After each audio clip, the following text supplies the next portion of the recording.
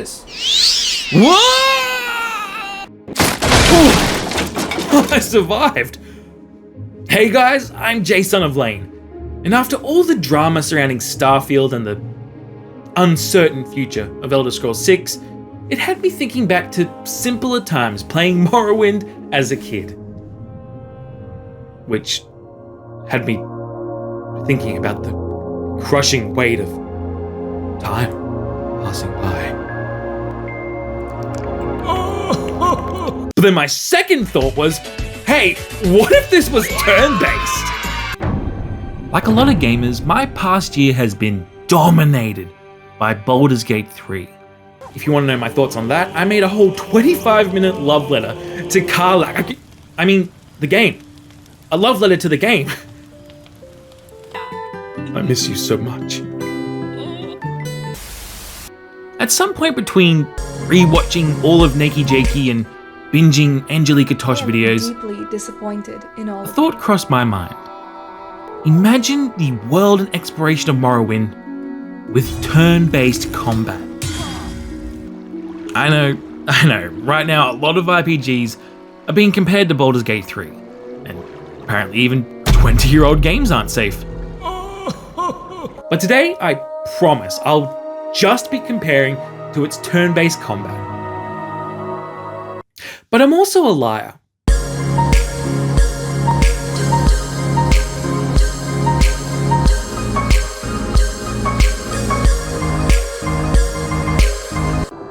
Now, straight to the good part. What does a turn-based Morrowind look like?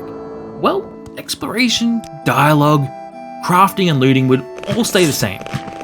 But as soon as combat begins, the world stops moving as the camera pulls back to an isometric view of the battlefield. I think it's safe to say Morrowind has always had divisive combat. So much so that a lot of players give up at the first mud crab they come across. Getting more confused and angrier by the second as their deadly weapon gently caresses their enemy's cheek. Oh. In most games, you swing your sword, and if it makes contact with your enemy, congratulations, you just dealt damage. But not here. See, Morrowind is more like a pen and paper RPG, but in real time, and the hit chance is calculated as... It's some form of Elvish. I can't read it. Now, my dear viewer, the question I pose to you is, if the combat is already based on calculations, why don't we just hit that pause button? Instead of the D&D dice rolls of Baldur's Gate, we can still use Morrowind's combat system, but show the simplified attacker's chance to hit versus defender's evasion. Hovering over the highlighted numbers would show a drop-down menu of all the contributing stats.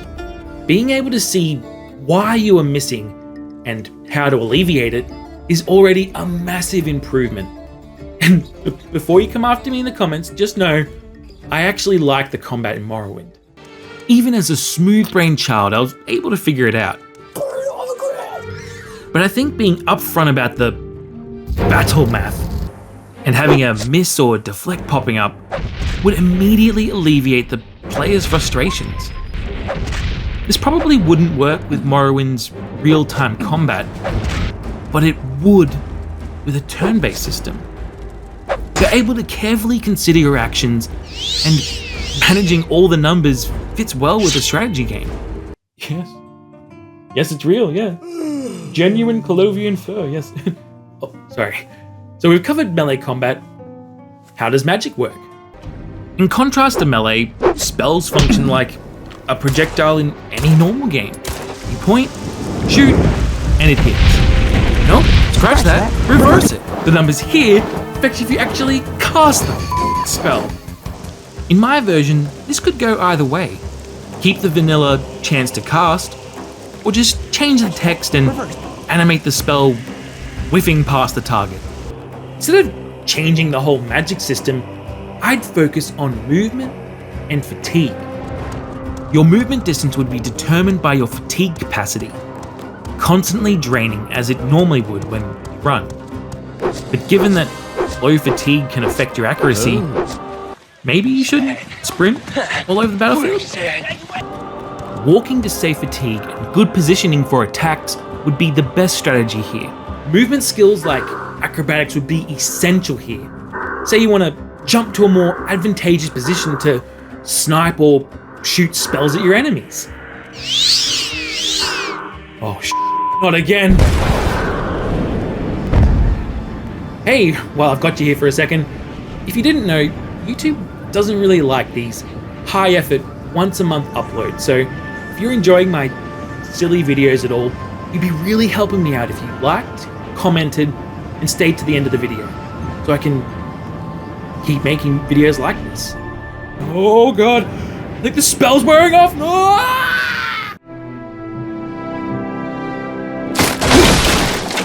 I survived again! Back to it, now this isometric view won't translate to every dungeon and small space. Being an early Bethesda game, houses and even some rooms are treated like their own little pocket dimension.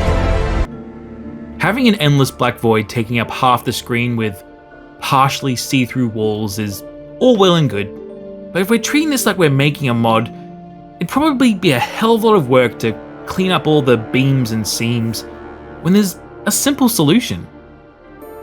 For these close quarter fights, we could just use the mouse wheel or tab into a third-person perspective similar to vanilla Morrowind. Speaking of the base game, I vividly remember going to Solstheim way too early and would constantly be murdered by the Reiklings. I would drop everything in my inventory just to become that little bit lighter to run away from the little bastards. Jay, why bring this up? Well, dear viewer, the idea of the prophesized Nerevarine, moon and stars, the god killer, Nerevar reborn, stripping naked and running for their lives is funny to me, but being unable to flee in turn-based combat crossed my mind when coming up with this concept. I think having an option to flee in combat would work really well here. Maybe the screen fades to black as it spawns you in a completely new area as you ran for your life and hid from the enemy. This would add another risk-reward mechanic to the game, as you could find yourself in an even harder area. Hell, if you really wanted to make it hard, you could add a chance to drop their equipped weapon or shield as they were cowardly fleeing. This would add an incentive to come back to the area at a later date. You could not live with your own failure. Where did that bring you? Back to me. I could go on for a whole hour with all the things I'd love to see in this what if mod, but I've covered the fundamentals and I don't want that pretension to drop any more than it already has. I'm not a game or mod developer, I make silly videos on the internet, but seeing the amazing things these incredibly talented people make just lets my imagination run wild. Watching creators like Angelica and her videos on the fashion or miscellaneous items of the Elder Scrolls had me thinking of other unique topics. And I know, it wasn't enough that Nikki Jakey inspired me to make videos, I had to steal his ideas too. Oh, hey Jakey. Asshole. Oh. Okay, I've been yapping enough for one day. Thank you for sticking around to the end, guys. I guess the only thing left to say is, be seeing you. Bye. Oh god, that sounded very sarcastic. I'm sorry, Angelica. It was a joke. I am deeply disappointed.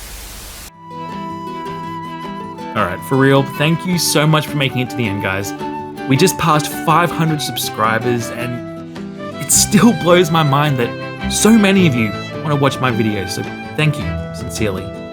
If you're new and you want to see more, maybe check out my last video on the incredible journey of Valheim.